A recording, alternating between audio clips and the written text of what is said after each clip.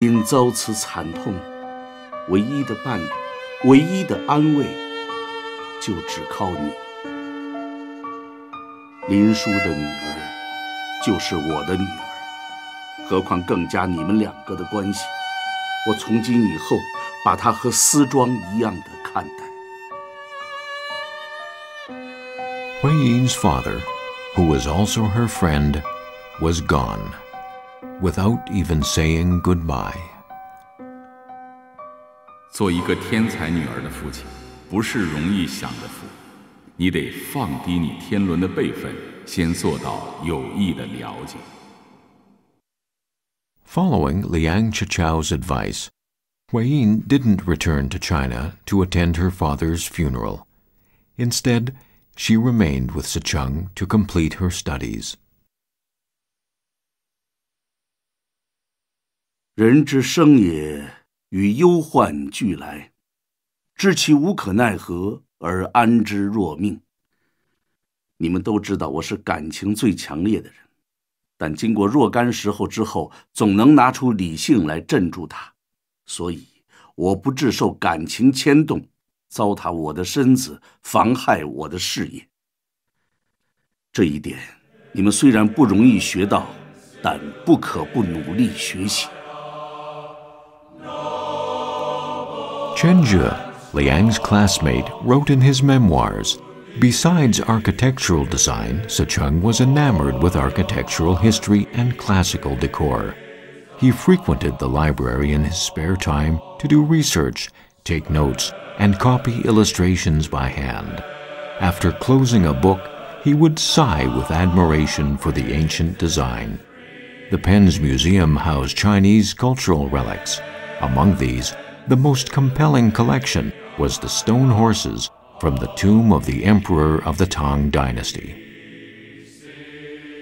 思成看到许多本国古代美术，真是眼福，令我羡慕不已。昭陵石马怎么会已经流到美国去？真令我大惊。若在别国，新闻纸不知若何鼓噪，在我们国里，连我那么一个人，若非接你信，还连影子都不晓得呢。可叹，可叹。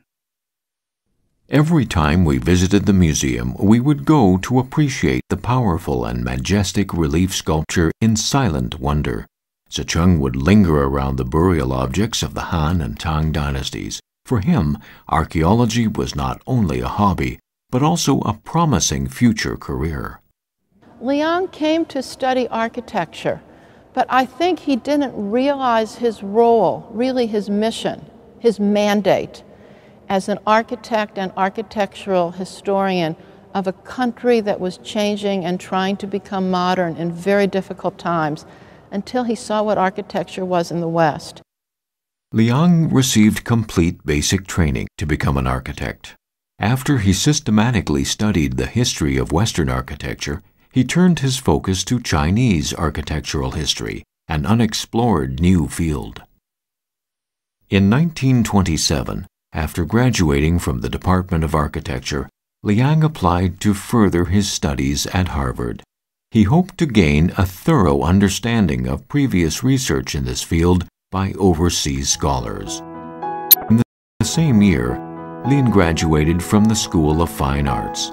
She chose the School of Drama at Yale University, which was located about 200 kilometers from Harvard. Under the guidance of the renowned theatrical master, Professor Beck, she began studying the art of stage design. So this is a play that Phyllis Lin did the settings for one of the scenes. Here's the photograph from that setting that she designed.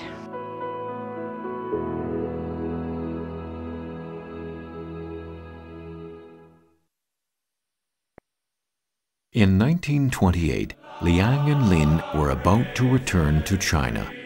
Their overjoyed father began to make arrangements for their futures. 现在密业之难，恐非你们意想所及料，所以我一面随时替你们打算，以免愿意你们先有这种觉悟，纵令回国一时未能得相当职业，也不必失望沮丧。失望沮丧是我们生命上最可怖之敌，我们需终身不许它入侵。Liang's classmate Yang Tingbao had been invited to establish the Department of Architecture at National Northeastern University in Mukden. Because he had already taken a job with an architect's company, he recommended Liang. Meanwhile, Liang Qichao proposed to Tsinghua that Liang be hired as a lecturer on architectural design. But Liang Qichao decided later that National Northeastern University was the better choice. In early 1928, Liang Sicheng and Lin Huiyin completed their overseas studies and also consummated the fruit of their love. The newlyweds accepted a travel itinerary designed by their father and embarked on their honeymoon in Europe to examine classical architecture. During their travels, they received a letter from their father. 思成，慧音，我将近2个月没有写孩子们的信了。今最可以告慰你们的，是我的体子静养极有进步。半月前入协和灌血并检查，灌血后红血球竟增至420万，和平常健康人一样了。你们远游中得此消息，一定高兴百倍。In fact, a month earlier, Liang Qichao had one of his kidneys removed, but the operation had not been successful. He had less than 1 year to live as he waited in anticipation for his children to return from afar.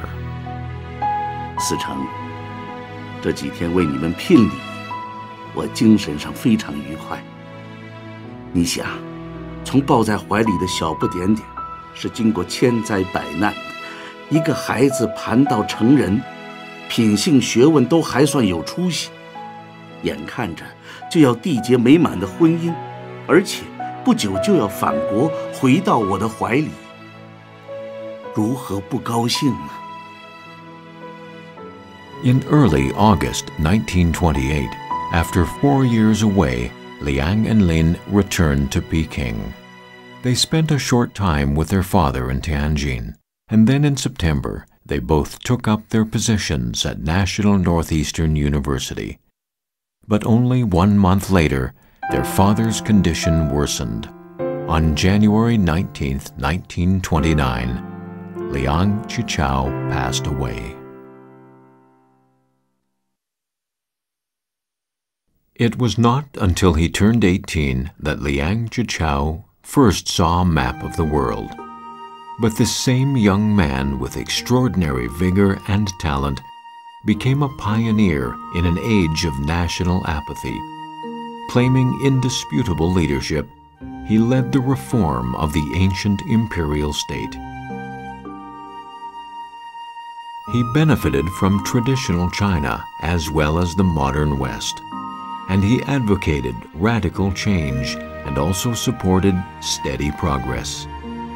His life was fraught with change, and he seems to be under the constant imperative to examine the old self and urge for a new self. The Liang children must have felt blessed to have such a father who was honest about his true feelings, cordial, intimate, loving, and reliable.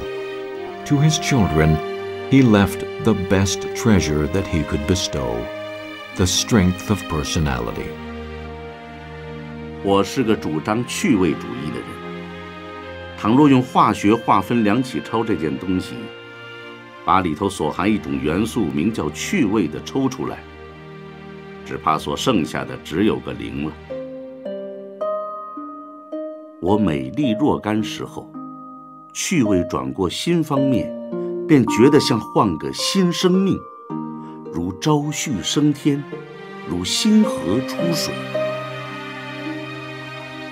我虽不愿你们学我那泛滥无归的短处，但最少你们参采我那烂漫向荣的长处。